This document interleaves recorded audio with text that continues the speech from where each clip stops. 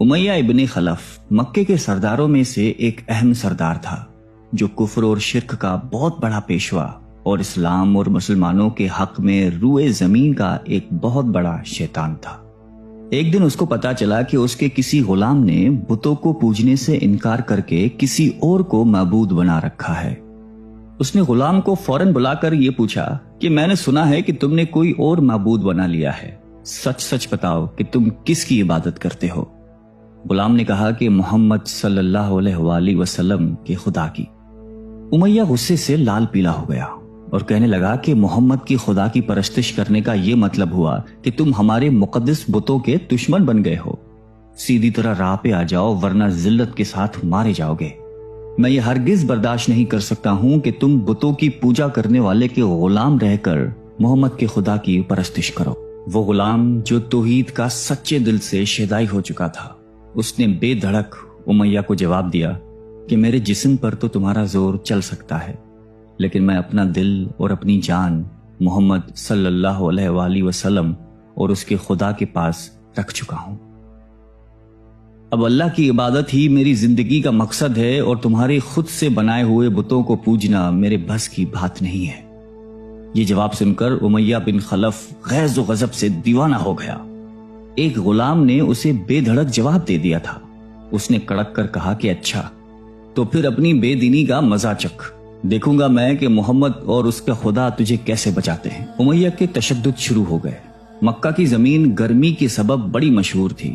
امیہ اپنے غلام کو دوپہر کی تپتی دھوپ میں زمین پر لٹا کر سینے پر بھاری پتھر رکھ دیتا تھا کہ وہ کروٹ نہ لے سکے، پھر کہتا تھا کہ محمد کے دین سے باز آ جاؤ، لیکن اس ظلم کے باوجود بھی اس غلام کے منہ سے سوائے احد کے کچھ نہیں نکلتا تھا۔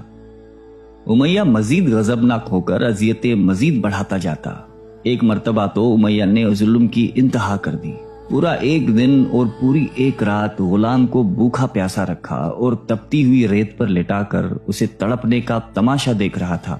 اس کی یہ کوشش بھی غلام کو حق سے نہ ہٹا سکی۔ آخر تھک ہار کر امیہ نے مکے کے بدماش لڑکوں کو بلایا اور ان سے کہا کہ اس غلام کو اتنی اذیتیں دو کہ یہ محمد اور اس کے خدا کا نام لینا بھول جائے۔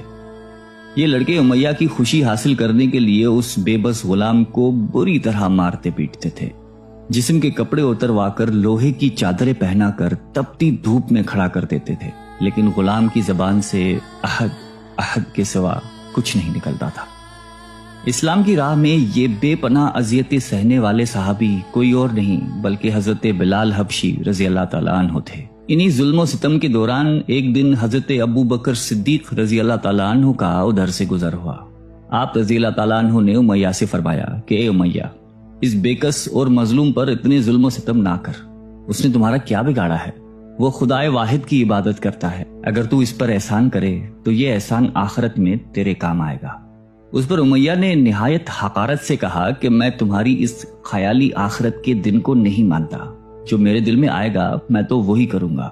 صدیق اکبر اس جواب پر کافی افسردہ ہوئے، لیکن پھر بھی آپ رضی اللہ تعالیٰ عنہ نے اسے سمجھایا کہ اس مظلوم پر ظلم و ستم کے پہاڑ توڑنا تیری شایان شان نہیں ہے۔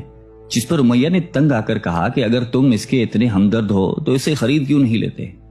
حضرت ابو بکر صدیق جھٹ تیار ہو گئے اور فرمایا کہ بولو کیا دام لوگے؟ امیہ نے کہا کہ تمہارے پاس ایک غلام ہے جس کا نام فسطاط رومی ہے، وہ مجھے دے دے اور اس کو لے جا۔ حضرت ابو بکر صدیق رضی اللہ تعالیٰ عنہ فوراً ہی راضی ہو گئے، جبکہ امیہ کا خیال تھا کہ فسطاط ایک نہایتی کارآمد غلام ہے جس کی قیمت زیادہ ہے اور حضرت ابو بکر صدیق رضی اللہ تعالیٰ عنہ اسے دینے سے انکار کر دیں گے، مگر آپ فوراً راضی ہو گئے۔ تو امیہ کو سخت مایوسی ہوئی اور اس نے ساتھ ہی 40 اوقیہ چاندی کی فرمائش کی، اسے بھی حضرت ابو بکر صدیق رضی اللہ تعالیٰ عنہ نے بخوشی ادا کر دیا۔ حضرت بلال رضی اللہ تعالیٰ عنہ کو ساتھ لے کر دربار رسالت میں حاضر ہوئے اور سارا ماجرا کہہ سنایا۔ آپ صلاۃ السلام نہایتی خوش ہوئے اور فرمایا کہ ابو بکر، اس کار خیر میں مجھے بھی شریک کر لو۔ صدیق اکبر رضی اللہ تعالیٰ عنہ نے فرمایا کہ یا رسول اللہ، میں اسے خدا کی راہ میں آزاد کر چکا ہوں۔ یہ سن کر زبان رسالت سے صدیق اکبر رضی اللہ تعالیٰ عنہ کے لیے کلمہ رحمت جاری ہو گئے۔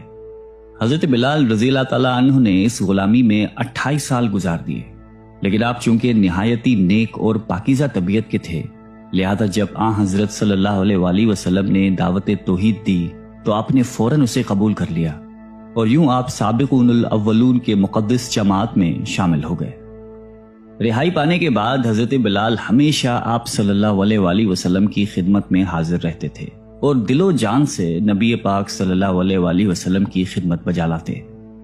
آپ صلی اللہ علیہ وسلم حضرت بلال کو کسی بھی چیز کا حکم دیتے تو آپ اپنی جان بھی لڑا دیتے۔ غزوہ بدر سے لے کر غزوہ تبوک تک تمام غزوات میں شامل رہے، لیکن حضرت بلال کی اسلام کے لیے سب سے بڑی خدمت اور ان کے لیے سب سے بڑی سعادت اسلام کا سب سے پہلا مؤذن ہونا ہے۔ ہجرت کے بعد جب مسجد نبوی صلی اللہ علیہ وآلہ وسلم تعمیر ہوئی تو آپ صلی اللہ علیہ وسلم نے آپ کو اذان دینے کا ذمہ سونپا۔ آپ کی آواز نہایتی دل نشیں تھی اور اس میں ایک ایسی تاثیر تھی کہ اذان کی آواز سن کر لوگ سب کام چھوڑ چھاڑ کر مسجد کی طرف دوڑتے۔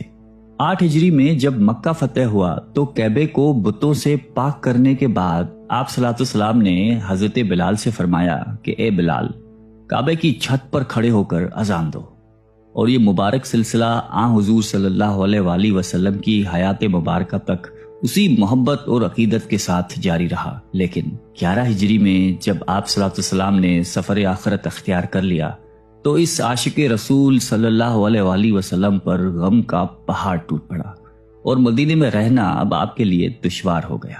آپ کو ہر وقت پیارے نبی صلی اللہ علیہ وآلہ وسلم کی یاد ستاتی رہتی تھی۔ آپ صلی اللہ علیہ وسلم سے آپ نے سنا ہوا تھا کہ مومن کے لیے سب سے افضل عمل جہاد فی سبیل اللہ ہے، لہٰذا آپ رضی اللہ تعالیٰ عنہ خلیفہ اول حضرت ابو بکر صدیق کی خدمت میں حاضر ہوئے اور جہاد پر جانے کی اجازت طلب کی، لیکن حضرت ابو بکر صدیق رضی اللہ تعالیٰ عنہ نے آپ کو خدا کا واسطہ دے کر کہا کہ مجھے اس بڑھاپے میں تنہا چھوڑ کر مت جاؤ۔ تو حضرت بلال نے اس شرط پر ابو بکر صدیق رضی اللہ تعالیٰ عنہ کی بات مان لی کہ اب وہ رسول اللہ کے بعد کسی کے لیے اذان نہیں دیں گے۔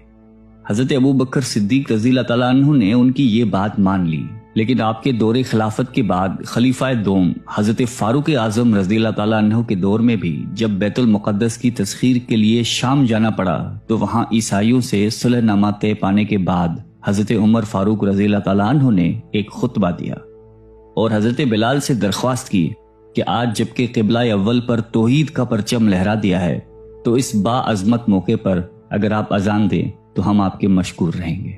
حضرت بلال نے یہی اذان دینی شروع کی تو صحابہ کرام کو عہد نبوی کی مبارک یاد تازہ ہو گئی اور ان پر رخت طاری ہو گئی۔ شام کے معرکے کے بعد حضرت بلال نے شام ہی کے ایک گاؤں میں رہائش اختیار کر لی، کیونکہ مدینے میں ہر وقت آپ کو آپ صلی اللہ علیہ وسلم کی یاد ستاتی رہتی تھی۔ لیکن ایک دن آپ نے خواب میں آپ صلی اللہ علیہ وسلم کی زیارت کی۔ آپ ان سے فرما رہے تھے کہ اے بلال، کیا ابھی وقت نہیں آیا کہ تم ہماری زیارت کے لیے آؤ؟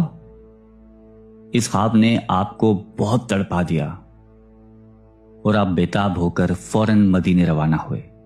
مدینے پہنچ کر حضرت بلال نے روضہ اقدس پر حاضری دی اور اس درد سے روئے کہ حاضرین بھی اشک بار ہو گئے۔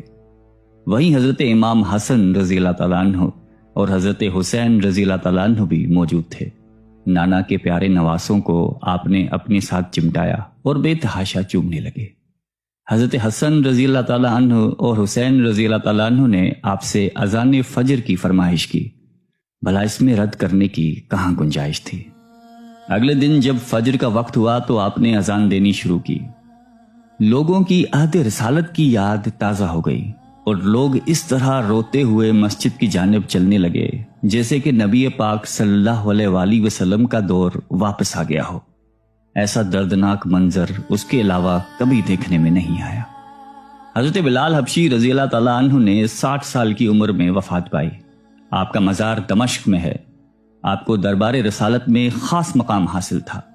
آئیے ہم سب اللہ تعالیٰ سے دعا کرتے ہیں کہ ہمیں بھی حضرت بلال حبشی رضی اللہ تعالیٰ عنہ کی صفات میں سے کچھ عطا فرما دے۔